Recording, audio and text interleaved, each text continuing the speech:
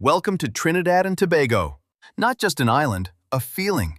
A place where the air smells like salt water and spice, where the music finds you before you even look for it, and where every meal tells a story older than the roads that lead to it.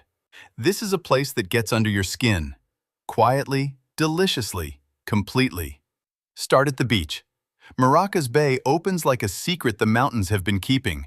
Green peaks dropping straight into the Caribbean, the waves rolling in wide and warm. You don't plan to stay long. You always do. Down the bay, the bacon shark stands have been running since before sunrise.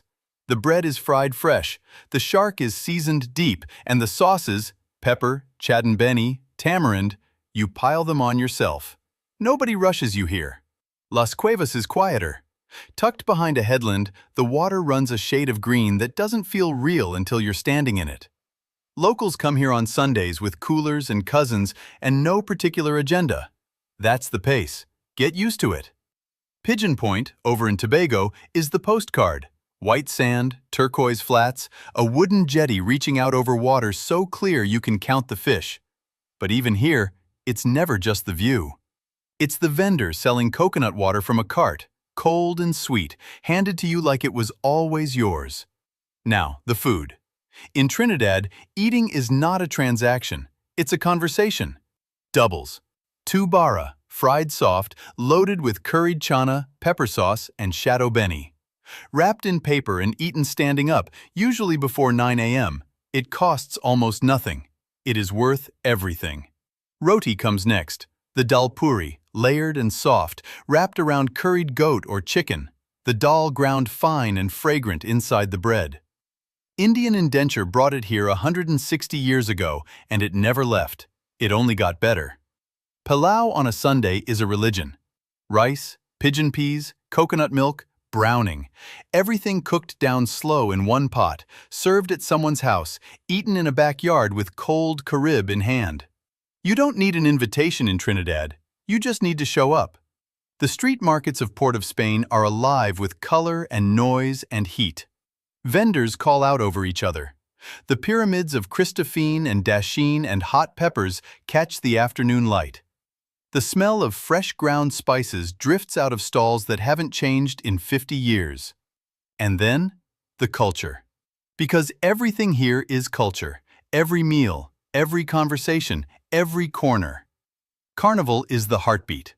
February, Port of Spain, and the whole country tips sideways.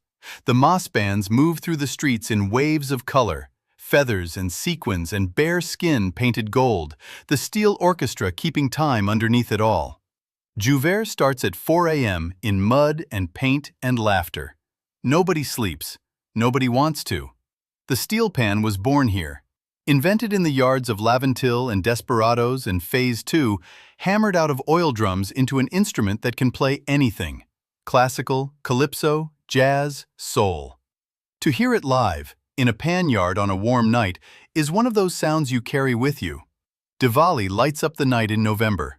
Thousands of dayas, small clay lamps, placed in rows along roads and walls and riverbanks, flickering orange in the dark. Families move between the lights. Children run ahead. The air smells of sweetness and smoke. At Christmas, parang comes out. Venezuelan in its roots, Trinidadian in its soul. The cuatro, the box bass, the maracas, the voices all together, moving from house to house. You don't have to speak Spanish to feel it. And the liming. The Trinidadian art of doing nothing in particular, in good company, for as long as it takes. A corner. A rum shop, a beach, a backyard. Conversation that goes everywhere and arrives nowhere. Laughter that doesn't need a reason. This is Trinidad and Tobago, rich and easy and loud and quiet and ancient and alive. Come and see for yourself.